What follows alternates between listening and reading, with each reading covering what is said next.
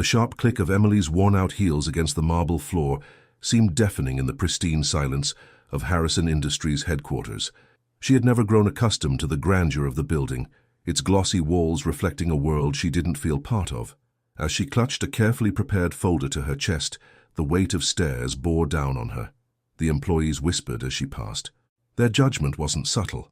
Murmurs about her unassuming appearance, the frizzy brown curls that defied any attempt at taming, and the glasses perched awkwardly on her nose. She had once hoped that being the wife of Alexander Harrison, the illustrious billionaire CEO, would shield her from their disdain. Instead, it had made her a target. The tension in the boardroom was palpable as she stepped in. A dozen senior executives sat around a massive mahogany table, their tailored suits and sleek hairstyles a testament to their privilege. At the head of the table sat Alexander, every inch the powerful mogul. His chiseled features looked like they belonged on magazine covers, not hidden behind business agendas. His icy blue eyes didn't soften as they fell on Emily. "Emily," he said curtly, his tone devoid of warmth. "What are you doing here?" She swallowed hard, ignoring the lump forming in her throat. I brought the proposal for the charity gala," she said, holding up the folder. Her voice wavered slightly, but she steadied herself. "I thought you might like to review it before the final presentation." Alexander leaned back in his chair, a faint smirk playing on his lips. "A charity gala?" he drawled, glancing at the folder as though it were beneath his notice. "And you believe you're qualified to contribute to this?" "I've been working on it for weeks," Emily said, her voice firmer now. "It aligns with the company's mission. I thought—" "You thought," Alexander interrupted, his tone dripping with condescension. "That's the problem, Emily. You don't understand how things work here." He took the folder from her hands, flipping through the pages with an exaggerated air of boredom. The room was silent except for the sound of paper rustling. Emily's heart pounded in her chest as she waited for his response. Finally, Alexander closed the folder and set it on the table with a loud thud. "This is amateur work," he announced, his voice ringing through the room. "Do you have any idea how this reflects on me, on this company? Next time, spare us all the embarrassment." The sting of his words was like a slap. Emily's cheeks flushed crimson as her gaze dropped to the floor. She could feel the weight of the executive's stares, some pitying, others indifferent, but all silently agreeing with Alexander's assessment. The meeting continued without her. Alexander didn't ask her to stay or acknowledge her again. With trembling hands, she picked up the discarded folder and left the room, her humiliation complete. That evening, Emily stood in their penthouse apartment, staring at the sprawling view of the city below. The skyline was breathtaking, a reminder of the empire Alexander had built, yet the home itself felt cold, an opulent cage. When the elevator chimed, she turned to see Alexander entering, his tie loosened and his expression unreadable. "Alex," she began, her voice shaky. "Can we talk?" He didn't respond immediately, pouring himself a glass of whiskey before finally meeting her gaze. "About what?" "About us," she said, taking a cautious step closer. "You've been so distant. I don't understand why you treat me like I'm nothing." Alexander let out a humorless laugh, the sound cutting through her like a blade. "Emily, let's not do this tonight." "No," she said, her voice rising slightly. "We need to talk. I deserve that much, don't I? I'm your wife, Alex, or have you forgotten that?" "Wife?" he repeated, his tone mocking. He set the glass down and crossed his arms. "This isn't a marriage, Emily. It's a business arrangement, one that has long outlived its usefulness." The words left her stunned, the air seemingly sucked out of the room. "What are you saying?" "I'm saying," he said slowly, as though explaining to a child, "that this isn't working. You don't belong in my world, Emily, you never did. It's time we stopped pretending." Tears welled in her eyes, but she refused to let them fall. "I've stood by you, Alex," she said, her voice trembling. "I've loved you." "Doesn't that mean anything?" He sighed, running a hand through his perfectly styled hair. "Emily, you're not what I need, not anymore." Her knees felt weak, but she forced herself to stand tall. "What do you want, then?" "I want a divorce." The words hung in the air, each syllable a hammer blow to her chest. For a moment she couldn't breathe, couldn't think. But when she finally spoke, her voice was steady. "Fine," she said, her tears now replaced with cold resolve. "If that's what you want." She turned and walked away, her head held high despite the ache in her heart. Weeks turned into months. and Emily's world grew quieter. The tabloids buzzed with stories about Alexander, his new ventures, his rumored relationships, and the glamorous events he attended. Emily, meanwhile, disappeared from public view, retreating to the only place she felt safe, her late grandmother's villa in Italy. The villa was a sanctuary, nestled in the rolling hills of Tuscany. It was far from the judgmental eyes of society, far from Alexander. There Emily began to rebuild herself. She spent her days painting, something she hadn't done in years, and rediscovering the pieces of herself she had lost during her marriage. She enrolled in courses on personal development, hired a personal trainer, and even sought the advice of a stylist who helped her embrace a confidence she never knew she had. But it wasn't just her appearance that changed, it was her spirit. Emily was no longer the timid woman who had endured Alexander's cold indifference. She was stronger, wiser, and ready to reclaim her life. One day, as she stood on the villa's balcony, watching the sun dip below the horizon, she received an email. It was from the board of Harrison Industries, inviting her to the annual charity gala. The event was to be held in New York, the very city she had fled.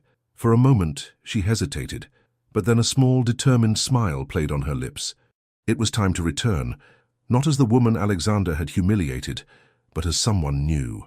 The ballroom of the Grand Regent Hotel glittered with extravagance, every detail a testament to opulence. Crystal chandeliers bathed the room in warm light, illuminating rows of polished marble floors and walls adorned with lavish floral arrangements. It was the annual charity gala hosted by Harrison Industries, a cornerstone event for New York's elite. Attendance wasn't just a social highlight, it was a statement of power and influence. Alexander Harrison stood at the center of it all, his presence commanding attention as effortlessly as always. Clad in a tailored midnight blue suit, he held a glass of champagne and exchanged pleasantries with a group of investors. Yet as the evening unfolded, his focus drifted. A sense of unease had begun to creep in, a whisper of something he couldn't quite place. Alexander's assistant Victor approached him discreetly, holding a tablet. "Sir, we've confirmed the arrival of all the major guests, except for one," Victor murmured. "And who might that be?" Alexander asked, though his tone was only mildly interested. Victor hesitated before answering. "Emily Harrison." Alexander's jaw tightened at the name. "Ex-wife," he corrected sharply. "And she won't be coming." Victor nodded and retreated, but Alexander's mood soured further. The thought of Emily had become a thorn he couldn't remove. She had left quietly without drama or demands, taking only what was hers. He should have felt relief, but instead there was a nagging irritation he couldn't explain. Across the room, whispers began to ripple. Heads turned toward the grand staircase where an unfamiliar yet arresting figure had appeared. Emily descended slowly, her steps deliberate, each one drawing more eyes to her. Her transformation was nothing short of breathtaking. Gone were the frumpy clothes and awkward demeanor. In their place was a vision of elegance, a floor-length gown of deep emerald green that clung to her figure perfectly, accentuating curves that no one had noticed before. Her once unruly curls were now tamed into soft waves cascading over one shoulder, and the oversized glasses had been replaced by contacts that revealed striking hazel eyes.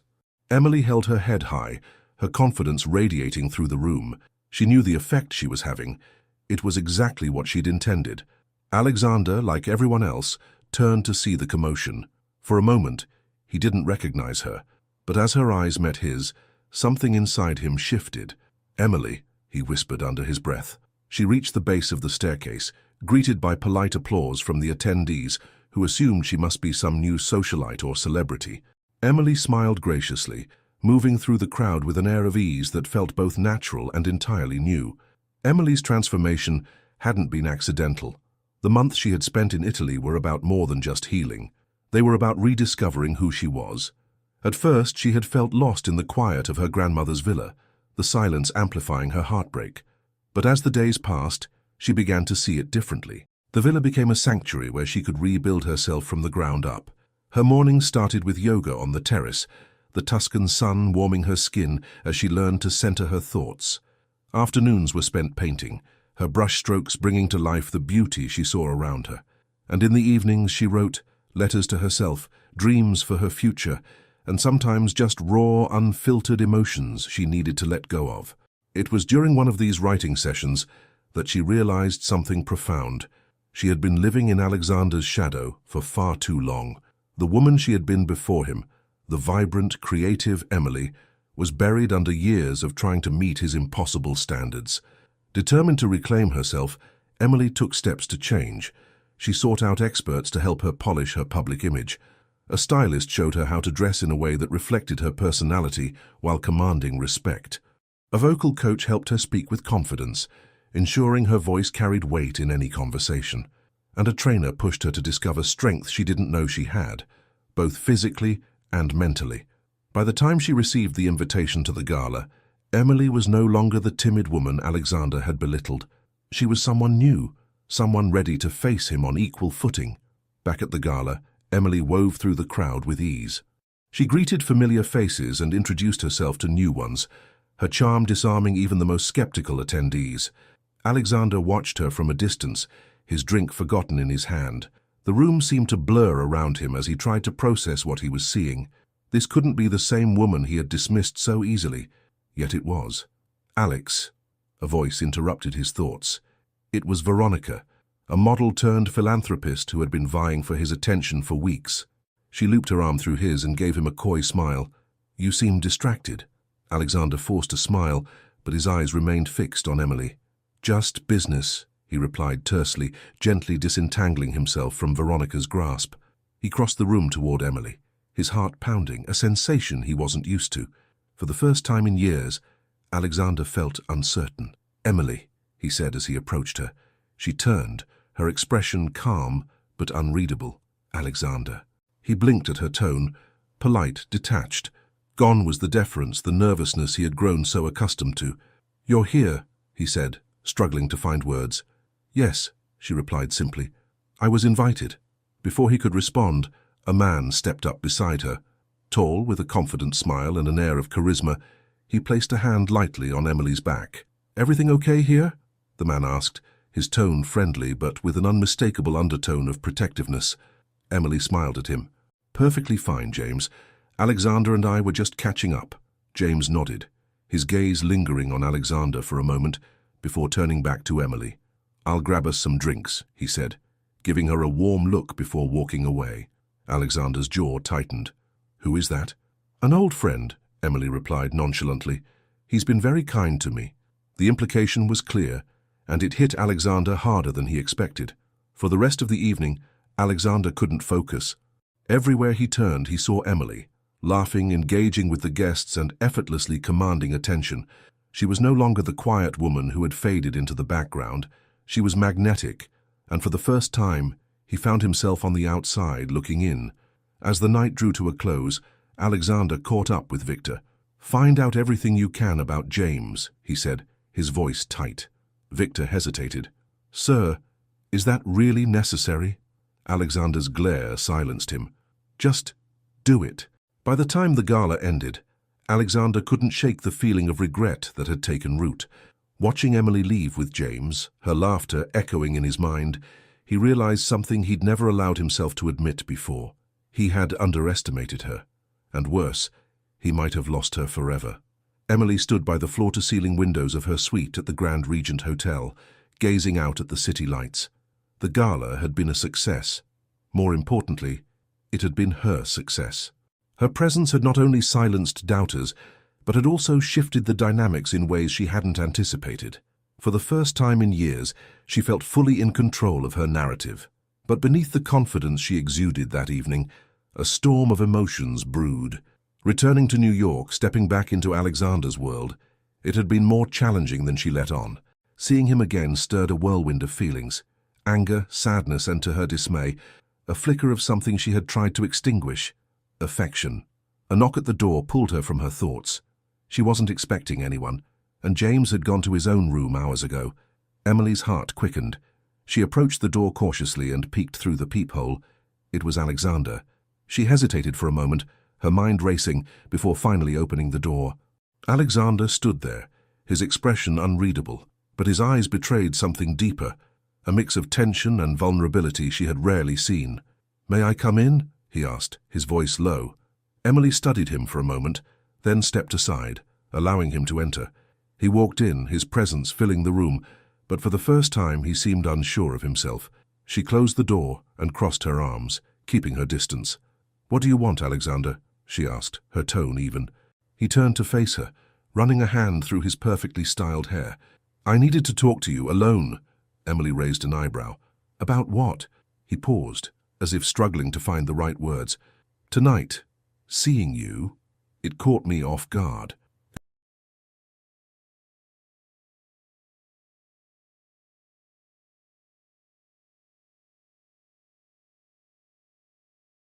Quickly, his tone defensive. He took a step closer, but Emily didn't budge. "You've changed." "I had to," she replied sharply. "You made it clear that the person I was wasn't good enough for you." His jaw tightened, and for a moment she thought he might argue. Instead, he exhaled deeply, his shoulders slumping slightly. "I was wrong." The words hung in the air between them, heavy with unspoken meaning.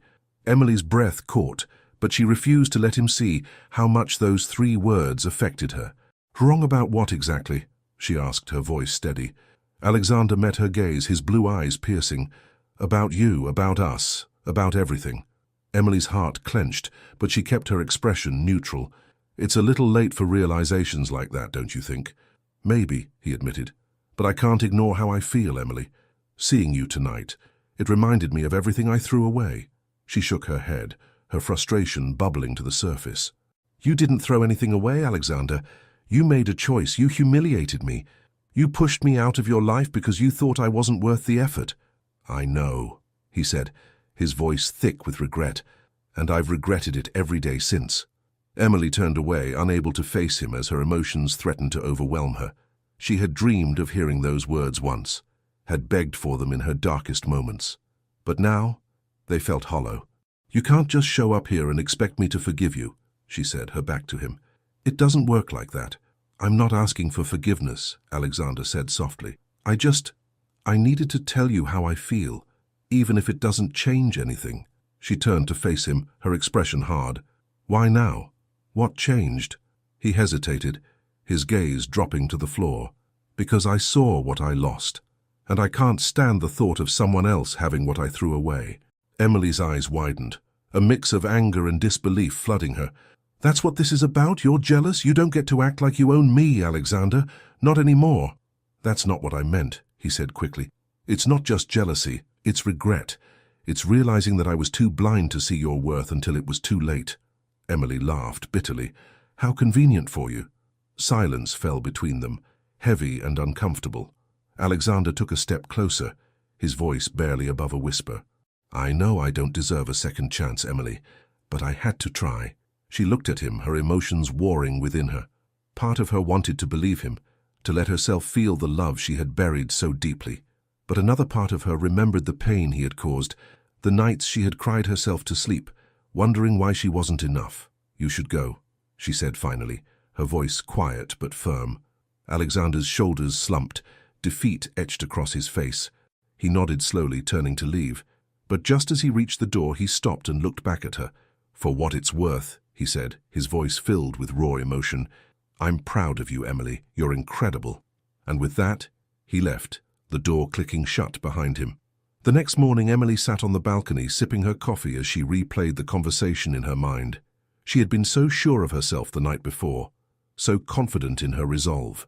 But now doubt crept in, weaving its way through her thoughts. James joined her a few minutes later, his easy smile a welcome distraction. "Morning," he said, setting down a cup of coffee for himself. "You okay?" Emily hesitated, then nodded. "Just a lot on my mind." "Want to talk about it?" he asked, his tone gentle. She considered his offer but shook her head. "Not yet." James didn't press, simply offering her a reassuring smile. "Well, whatever it is, just remember, you're stronger than you think." His words stayed with her as the day went on. She spent the afternoon at meetings and networking events, her newfound confidence shining through.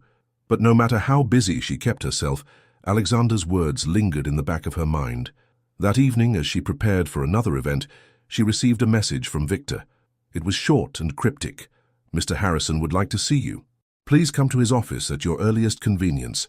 Emily stared at the message, her heart pounding. Part of her wanted to ignore it, to continue moving forward without looking back. But another part of her, one she couldn't quite suppress, was curious. When Emily arrived at Alexander's office, she was struck by how familiar it felt.